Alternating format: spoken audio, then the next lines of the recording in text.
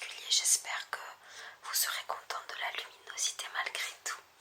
Ce soir, pour notre jour 14 de lecture biblique, nous lisons la Bible. Nous avançons encore dans le livre des Proverbes et nous allons lire les chapitres 19 à 21. En avant pour la lecture.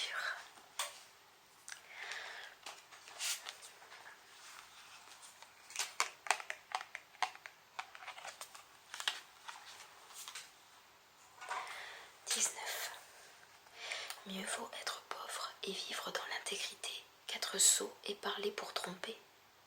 Sans expérience, l'enthousiasme n'est pas bon. À trop se hâter, on commet des erreurs. Tel homme se met bêtement dans une mauvaise situation et tourne sa colère contre le Seigneur. Un riche a sans cesse de nouveaux amis, un indigent risque de perdre le seul qui lui reste. Le faux témoin ne reste pas impuni et le menteur n'échappe pas à la punition qu'il mérite. Beaucoup de gens flattent en face l'homme important et tout le monde se prend d'amitié pour qui fait des cadeaux. Le pauvre est détesté par ses propres frères.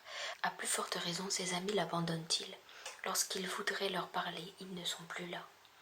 Apprendre à réfléchir, c'est agir pour son propre bien. S'appliquer à comprendre mène au bonheur. Le faux témoin ne reste pas impuni et le menteur cause sa propre perte. Il ne convient pas qu'un sot vive dans le luxe et encore moins qu'un esclave commande à des chefs. Un homme sensé maîtrise sa colère, il met son point d'honneur à oublier les torts subis. La colère du roi est redoutable comme le rugissement d'un lion, mais sa bonté est bienfaisante comme la rosée sur l'herbe. Le sot fait le malheur de son père, la femme querelleuse est comme une gouttière qui coule sans cesse. On peut hériter maison et argent de ses ancêtres, mais seul le Seigneur peut donner une femme sensée. La paresse plonge dans l'inertie et la nonchalance ne nourrit pas son homme. Celui qui respecte les règles protège sa vie, celui qui ne surveille pas sa conduite mourra. Donner aux pauvres revient à prêter au Seigneur, il récompensera cette générosité. Corrige tes enfants tant que tu as l'espoir de les aider, mais ne t'emporte pas au point de vouloir leur mort. L'homme violent mérite de payer une amende. Ne pas lui en infliger, c'est l'inciter à recommencer. Écoute les conseils, laisse-toi éduquer, tu finiras par devenir un sage. L'homme élabore de nombreux plans, mais seule la décision du Seigneur se réalise. Ce qu'on attend d'un homme, c'est la bonté. Mieux vaut être pauvre que menteur.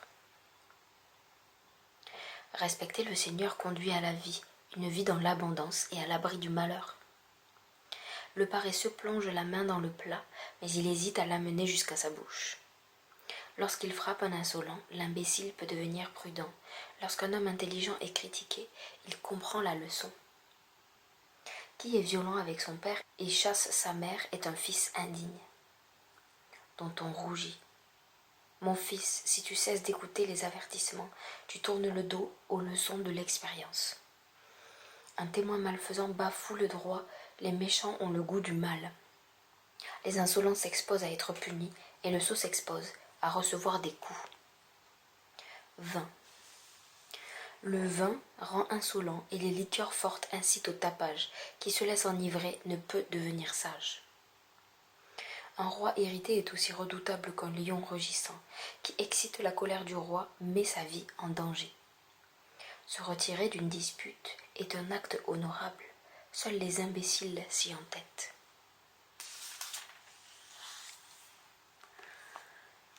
Un paysan trop paresseux pour labourer à l'automne ne retrouve rien à récolter à l'époque de la moisson. Les pensées de l'homme sont cachées comme des eaux souterraines. Une personne intelligente sait les faire apparaître. Beaucoup de gens se vantent de leur bonté, mais qui trouvera quelqu'un de vraiment sûr? Le juste mène une vie intègre, heureux les enfants qu'il laisse après lui. Lorsque le roi siège pour rendre la justice, il discerne le mal au premier coup d'œil.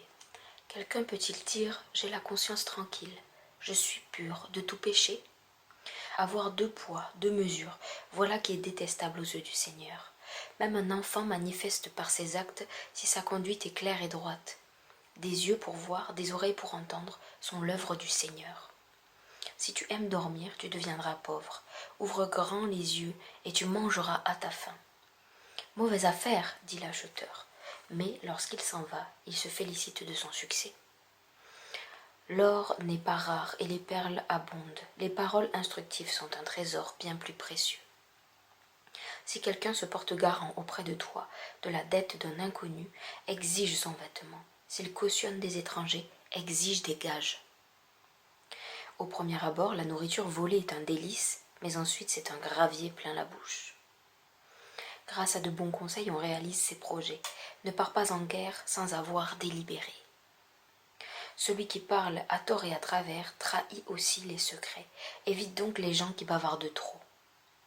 Si quelqu'un maudit son père ou sa mère, il verra sa vie s'éteindre comme une lampe dans les ténèbres.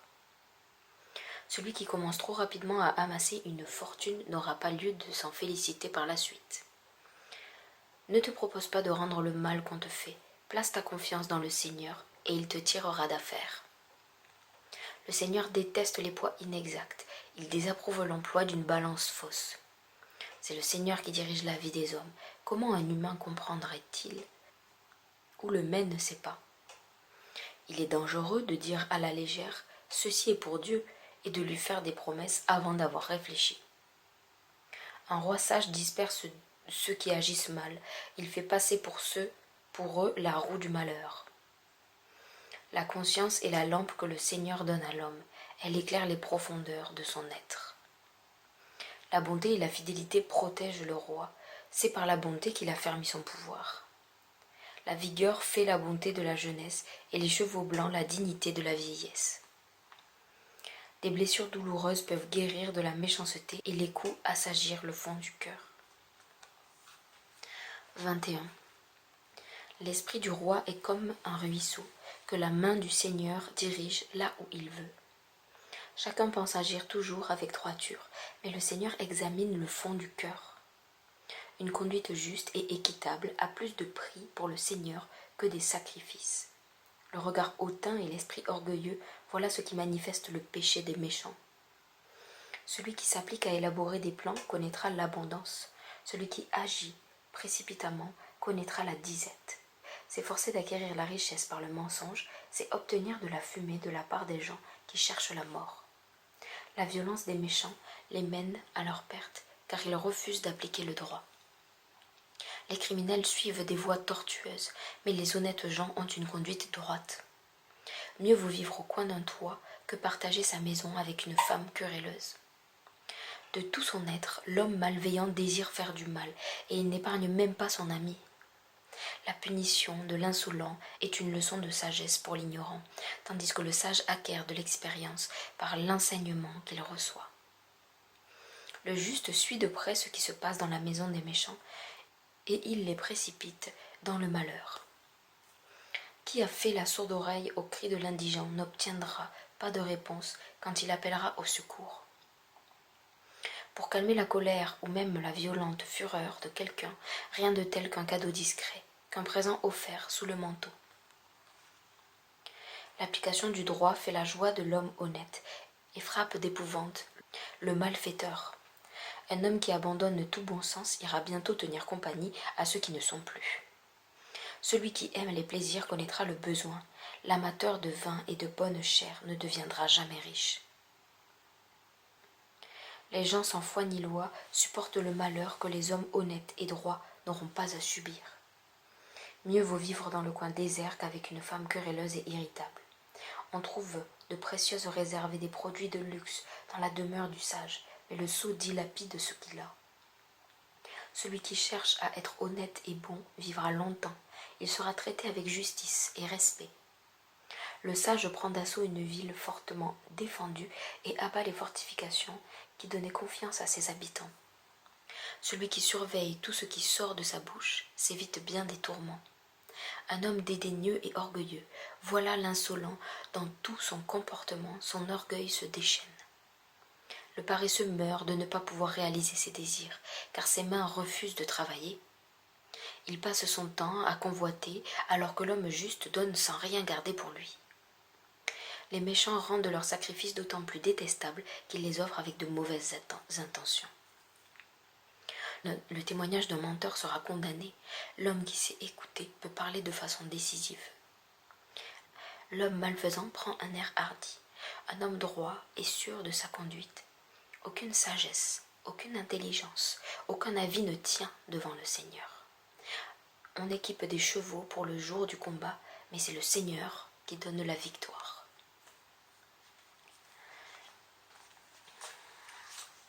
Voilà pour aujourd'hui. Vous avez pu remarquer que j'ai décidé d'adopter une voix, une voix intimiste, mais pas chuchotée. Tout simplement parce que je me rends compte que c'est très agressif pour ma voix de chuchoter constamment. Et comme je tourne régulièrement ces temps-ci, c'est un peu difficile. Donc je vais essayer, je pense, d'avoir quand même mes cordes vocales qui se touchent lorsque je m'adresse à vous. Et donc sortir du son vocal au lieu de chuchotement. Parce qu'avec les salles chauffées et tous les concerts de Noël, c'est un peu difficile pour moi de garder une qualité vocale exemplaire.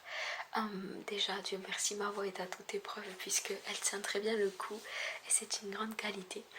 Mais voilà, c'est ce que je voulais vous dire. J'espère en tout cas que ce ton de voix vous plaira et qu'il sera agréable à vos oreilles, attentives à la parole de la sagesse. Je crois que vous allez tous bien. On va bientôt atteindre les 15 jours d'attente. Il ne reste plus beaucoup de temps avant de célébrer la naissance de notre Seigneur Jésus-Christ, le Dieu incarné en homme sur terre. Soyez toujours les bienvenus dans ces vidéos. Prenez bien soin de vous jusqu'à demain soir. Si jamais vous voulez regarder d'autres vidéos, comme d'habitude, vous pouvez regarder la playlist des lectures bibliques ou bien la playlist de l'Avent. Il y a la saison 1 de l'année dernière et la saison 2 de cette année. Restez richement bénis. À demain. Et d'ici là, n'oubliez pas, abonnez-vous. Adieu.